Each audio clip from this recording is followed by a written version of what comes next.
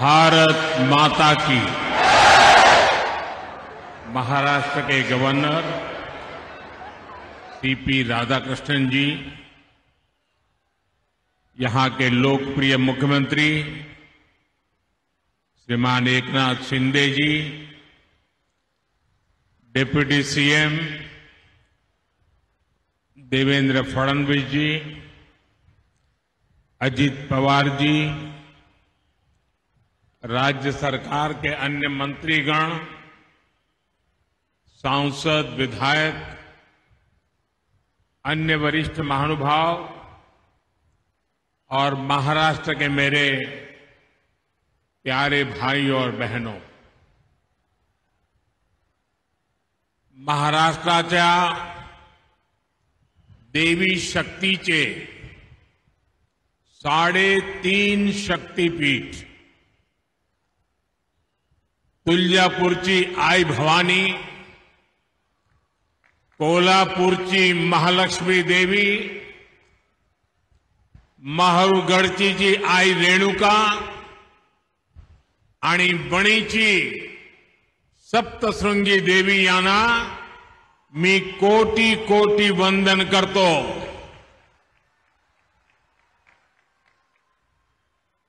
मैं ठाणे की धरती पर श्री कोपिनेश्वर के चरणों में प्रणाम करता हूं।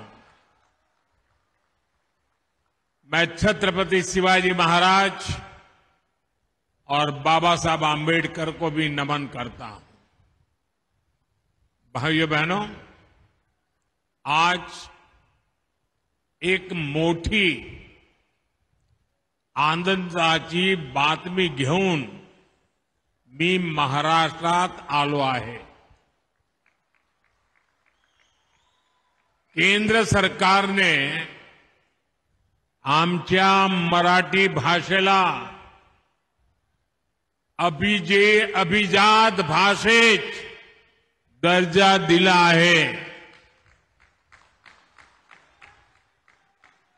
ये केवल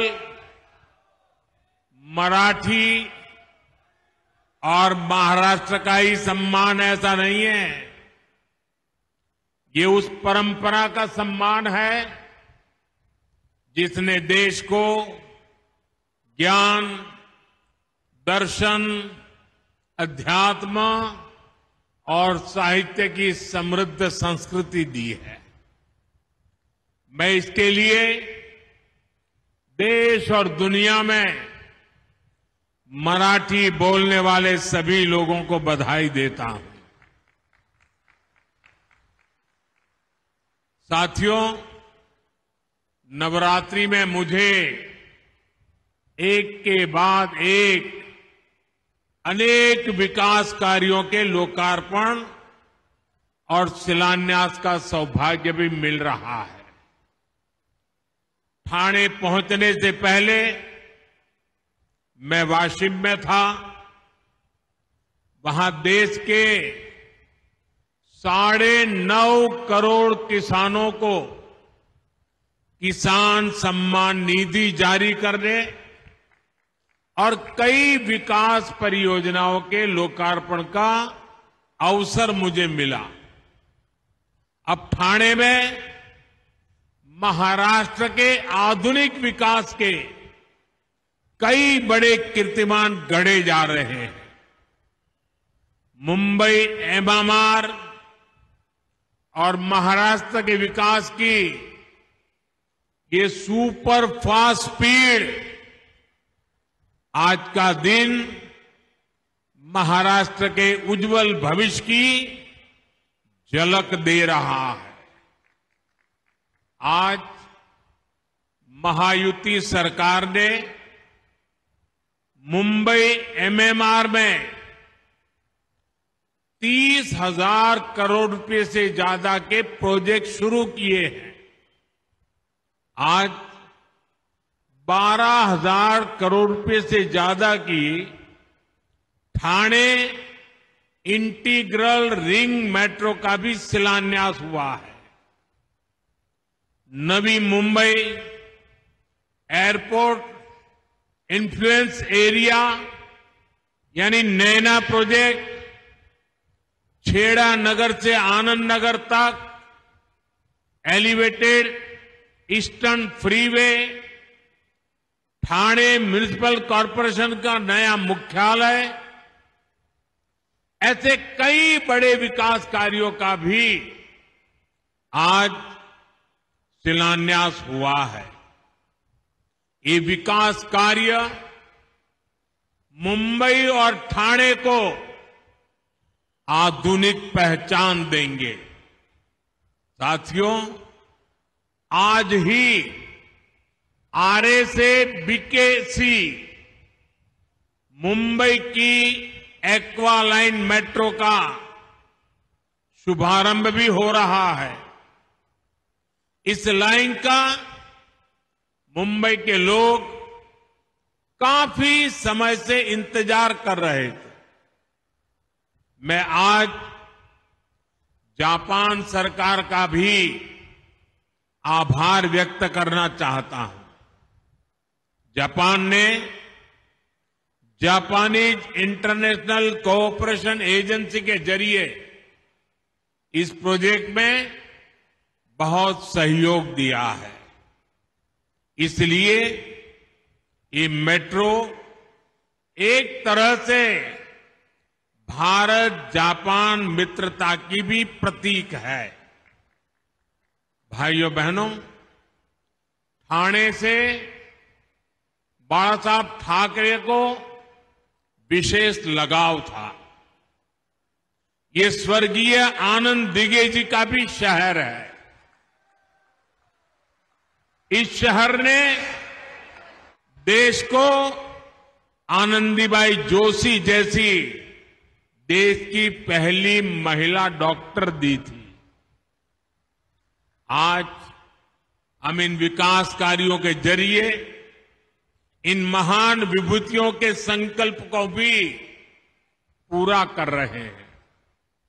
मैं इन सभी विकास कार्यों के लिए ठाणे मुंबई के सभी लोगों को, महाराष्ट्र के सभी लोगों को बधाई देता हूं। साथियों, आज हर देशवासी का एक ही लक्ष्य है, विकसित भारत। इसलिए हमारी सरकार का हर निर्णय, हर संकल्प, हर सपना विकसित भारत के लिए समर्पित है। इस लक्ष्य की प्राप्ति के लिए हमें मुंबई, ठाणे जैसे शहरों को फ्यूचर रेडी बनाना है। लेकिन इसके लिए हमें डबल मेहनत करनी पड़ रही है, क्योंकि हमें विकास भी करना है और कांग्रेस सरकारों के गड्ढों को भी भरना है। आप याद करिए, कांग्रेस और उसके सहयोगी मुंबई, ठाणे जैसे शहरों को किस तरफ लेकर जा रहे थे। शहर की आबादी बढ़ रही थी, ट्रैफिक बढ़ रहा था, लेकिन समाधान कोई नहीं था। मुंबई शहर देश की आर्थिक राजधानी, उसके थमने, ठप होने की आशंकाएं जताई जाने लगी थी। हमारी सरकार ने इस स्थिति को बदलने का प्रयास किया है।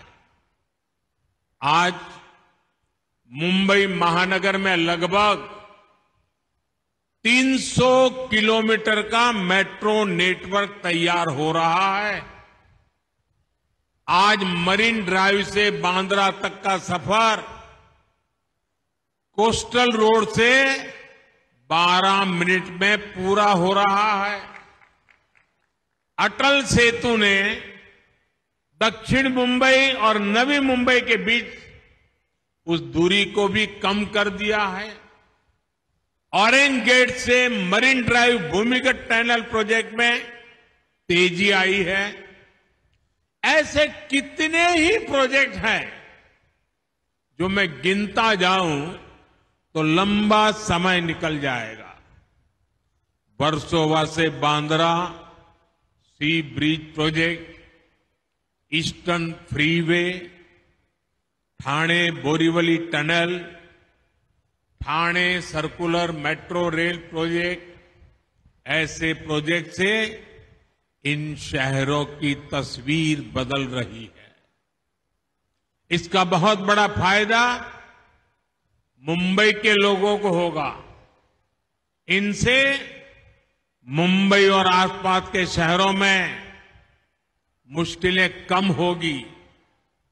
यहां रोजगार के नए मौके बनेंगे, यहां उद्योग धंधे बढ़ेंगे।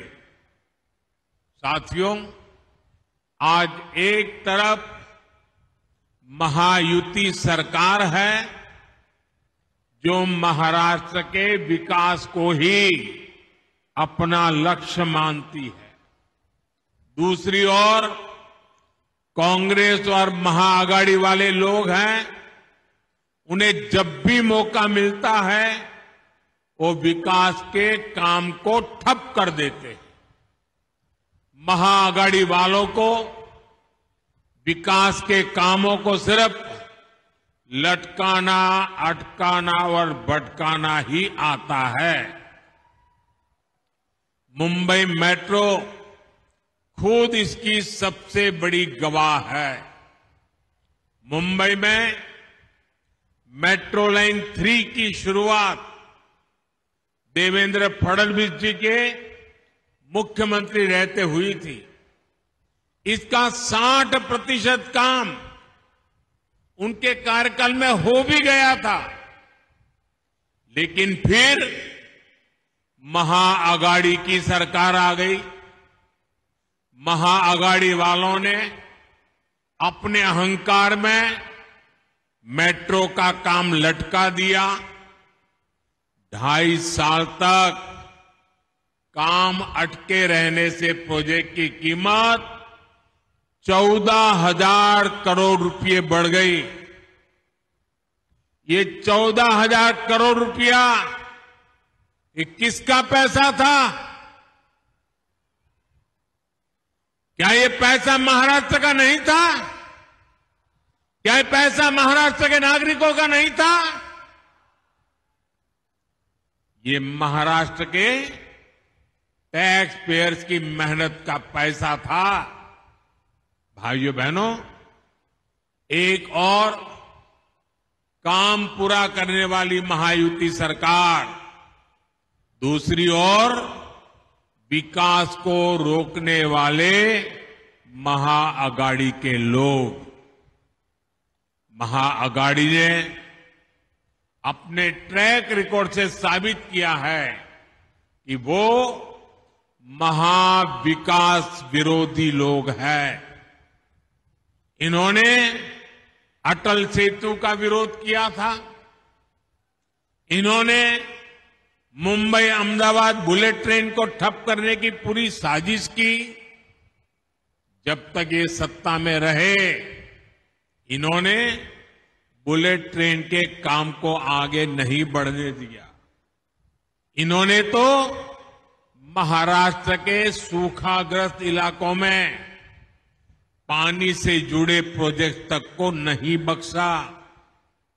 जो काम महाराष्ट्र के लोगों की प्यास बुझाने के लिए शुरू हुए थे, महाआघाड़ी सरकार ने उन्हें भी रोक कर रखा था। ये आपका हर काम रोक देते थे। अब आपको इन्हें रोक देना है। महाराष्ट्र में विकास के इन दुश्मनों को सत्ता के बाहर ही रोक देना है, सैकड़ों मील दूर रखना है। साथियों, कांग्रेस भारत की सबसे बेईमान और भ्रष्ट पार्टी है।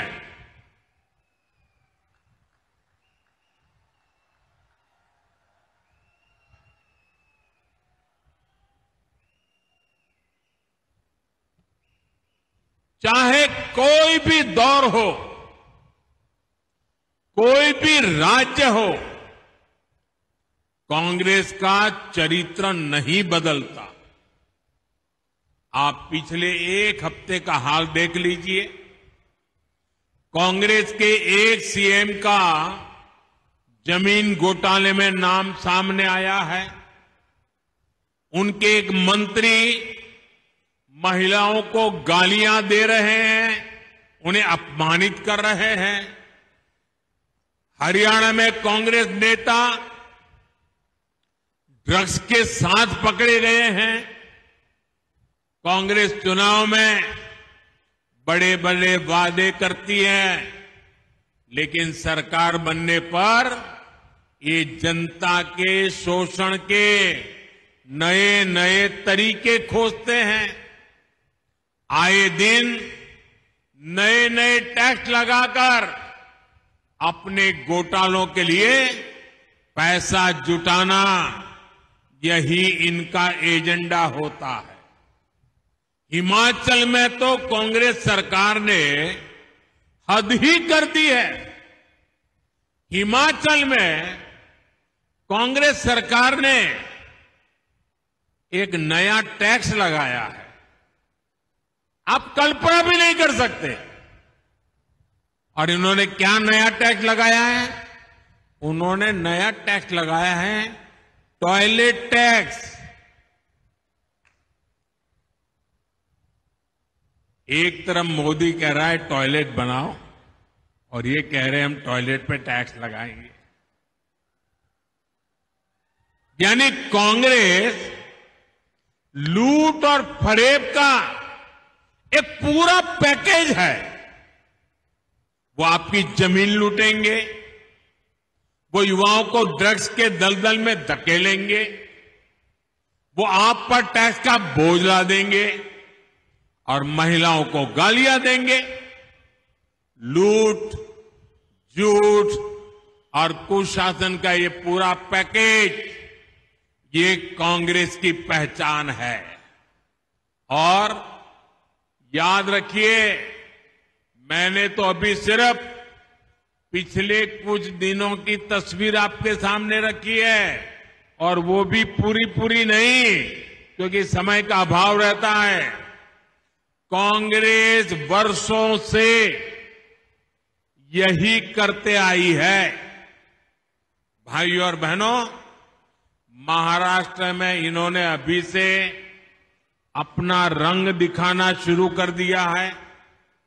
आप देखिए, महायुति सरकार ने महाराष्ट्र की महिलाओं के लिए लाड़की बहन योजना शुरू की।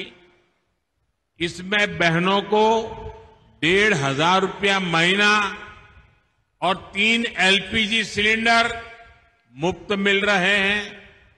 महाआघाड़ी वाले इसे हजम नहीं कर पा रहे हैं। वो इंतजार में है कि उन्हें मौका मिले। महायुति की सरकार को अगर मौका मिला, जो मिलने वाला नहीं है, सबसे पहला काम ये शिंदे जी पर गुस्सा उतारेंगे और शिंदे जी ने जितनी योजनाएं बनाई है सब पर ताला लगा देंगे।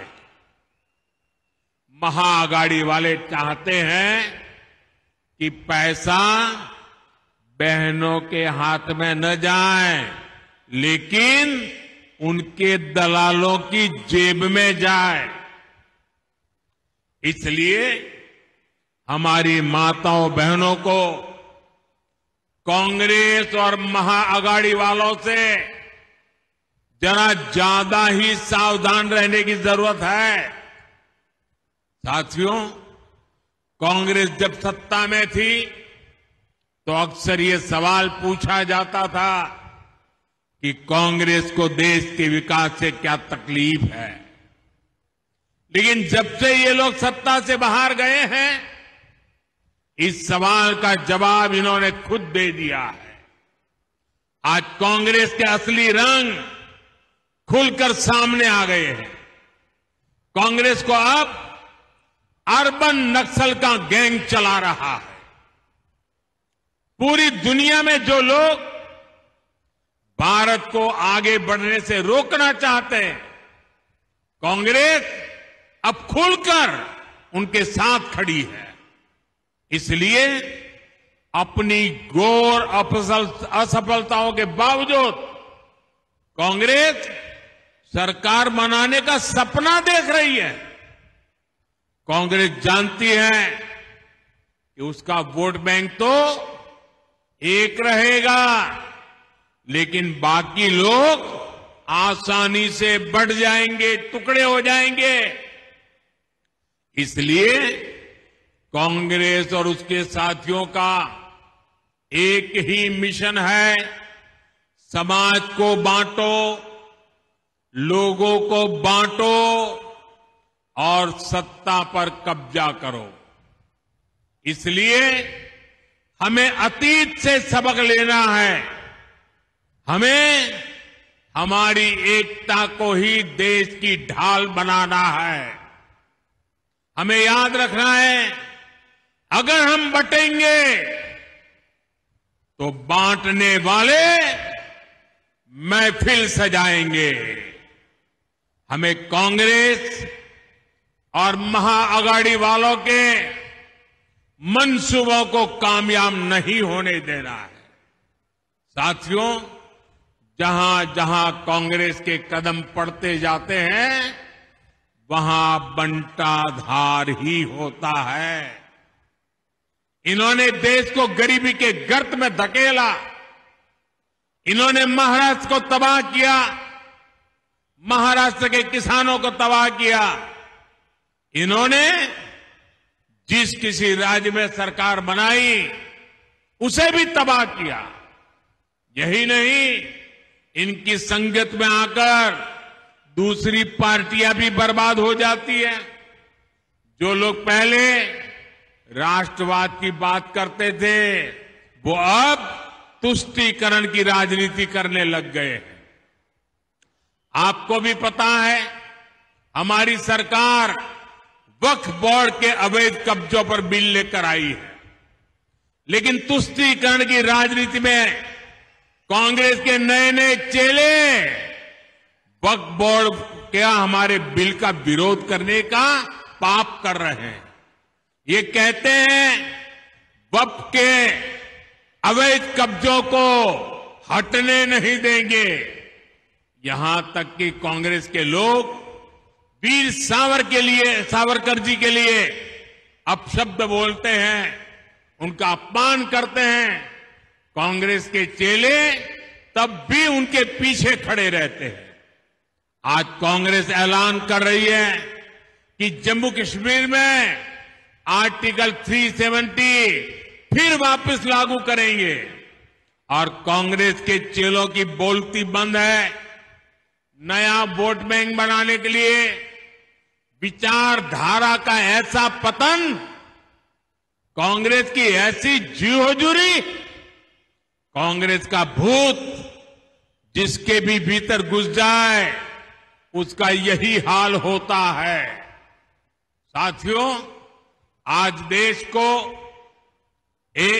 महाराष्ट्र को एक ईमानदार और स्थिर नीतियों वाली सरकार की जरूरत है।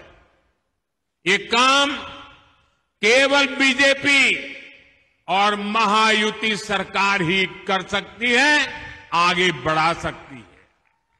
ये बीजेपी है जिसने देश में आधुनिक इंफ्रास्ट्रक्चर भी खड़ा किया और सामाजिक इंफ्रास्ट्रक्चर को भी मजबूत बनाया है। हमने हाईवेज, एक्सप्रेसवेज, रोडवेज और एयरपोर्ट्स के विकास का भी रिकॉर्ड बनाया है, और 25 करोड़ गरीबों को गरीबों से बाहर भी निकाला है। अभी हमें देश को और बहुत आगे लेकर जाना है। मुझे विश्वास है महाराष्ट्र का एक एक नागरिक इस संकल्प के साथ खड़ा है, एनडीए के साथ खड़ा है। हम साथ मिलकर महाराष्ट्र के सपनों को पूरा करेंगे। इसी विश्वास के साथ मैं फिर एक बार आप सबको सभी विकास की परियोजनाओं के लिए, विकास के ढेर सारे कामों के लिए बहुत बहुत बधाई देता हूं। मेरे साथ बोलिए भारत माता की, भारत माता की, भारत माता की। बहुत बहुत धन्यवाद।